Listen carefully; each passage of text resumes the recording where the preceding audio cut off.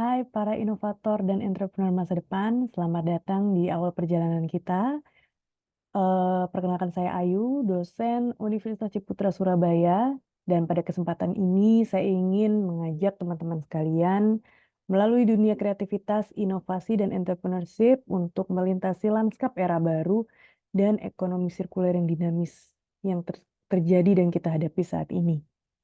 Video pembelajaran ini terdiri dari 3 part, dan di part pertama ini saya akan lebih kepada memberikan gambaran awal ya, dan mengapa penting untuk teman-teman sekalian mempelajari terkait topik yang kita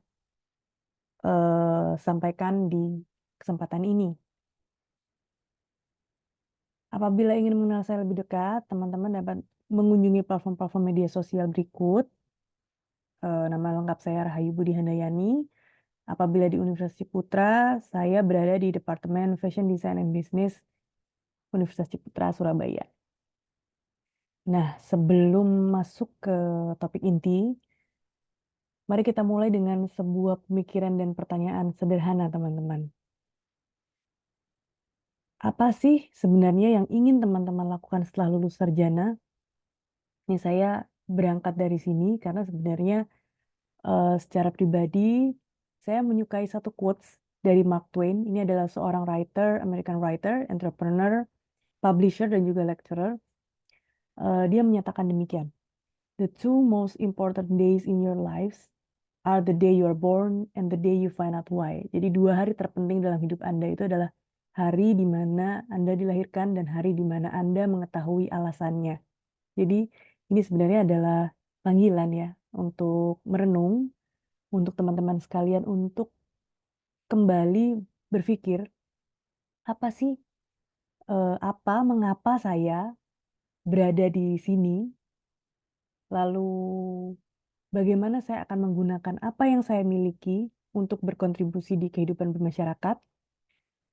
Teman-teman, menemukan mengapa itu seperti menemukan WiFi ya. Jadi begitu Anda terhubung, kemungkinan menjadi tidak terbatas. Dan kita ingin melihat data berikut ya. Jadi teman-teman ini termasuk dari 4%. Kisaran kita kalau misalnya melihat data di sini 4,39% orang yang memiliki sebuah privilege untuk dapat mengejar impian melalui gelar sarjana. Dan ini bukan hanya sebuah privilege sih sebenarnya teman-teman, ini adalah panggilan untuk teman-teman bergerak, apa yang dapat kita kontribusikan kepada kehidupan berbangsa dan bernegara, termasuk kehidupan bermasyarakat. Entrepreneurship journey itu bisa menjadi salah satu life changing experience, teman-teman. Ini selain saya sendiri, saya juga punya banyak sekali rekan-rekan entrepreneurs yang mengalami berbagai perjalanan hidup yang mungkin berbeda-beda satu sama lainnya. Dan perjalanan melalui entrepreneurship ini bisa menjadi salah satu perjalanan yang dapat mengubah hidup ya, tidak hanya untuk diri sendiri, tapi bagi lingkungan dan masyarakat. Jadi menjadi entrepreneur itu menjadi pemimpin untuk diri sendiri dan orang lain. Dan teman-teman seperti dulu kita mungkin tidak pernah membayangkan ya, Gojek, Shopee sebagai bisnis atau mungkin kejadian COVID-19 itu mengubah banyak sekali cara kita hidup dan bekerja. Dan mungkin nggak ya, beberapa tahun lagi kita hidup dan bekerja dengan cara yang berbeda pula. Ini kita bisa lihat ya sebuah riset dari Institute of the Future and Health Technologies itu mengatakan bahwa 85% dari pekerjaan yang akan ada di 2030 belum diciptakan. Jadi ini adalah panggilan sebenarnya untuk kita mempersiapkan diri lebih baik lagi, untuk kita berpikir bahwa kita membutuhkan kreativitas yang segar, pemikiran yang inovatif, dan juga mentalitas baru untuk melihat wilayah-wilayah yang belum dipetakan. Dan inilah saatnya sebenarnya kita untuk berpikir di luar kebiasaan, membayangkan pekerjaan yang dapat menjawab tantangan dan peluang di masa depan. Mengapa mental baru dan kepemimpinan baru? Nah, ini kita mulai masuk nih ke inti dari topiknya. Apakah teman-teman pernah mengetahui mengenai term sustainability ya? Ini sebenarnya bukan term yang baru. Saya Saya sih, merasa bahwa teman-teman sekalian pasti sudah pernah mendengar, sustainability ini memang menjadi salah satu buzzword yang cukup banyak didengungkan akhir-akhir ini. Padahal sebenarnya, sustainability ini adalah sebuah program atau disebutnya dengan tujuan, kita pernah mendengar dengan tujuan pembangunan berkelanjutan atau Sustainable Development Goals yang pada tahun 92 itu di Brazil, anggota PBB yang berjumlah 178 negara ini bertemu. Nah, itu mereka menyadari mungkin ada yang salah nih dengan lingkungan kita, dengan kesenjangan sosial, sehingga pada 2015 dideklarasikanlah ini 17 tujuan pembangunan berkelanjutan yang disepakati oleh 178 negara ini supaya bersama-sama di tahun 2030 itu diharapkan bisa mencapai tujuan pembangunan berkelanjutan.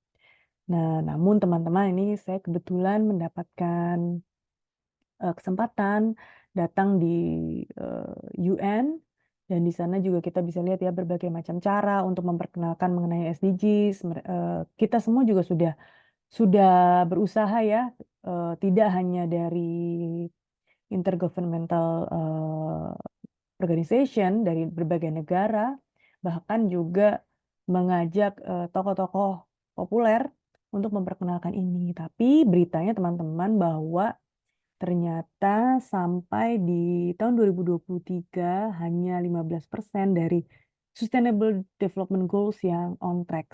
Nah, ini yang menjadi salah satu fakta yang harus diketahui oleh kita semua. Lalu selain sustainability nih teman-teman, polikrisis, mungkin ada teman-teman yang pernah dengar atau mungkin merasakan tapi tidak tahu istilahnya apa. Jadi teman-teman, polikrisis ini mungkin terdengar seperti film fiksi ilmiah ya.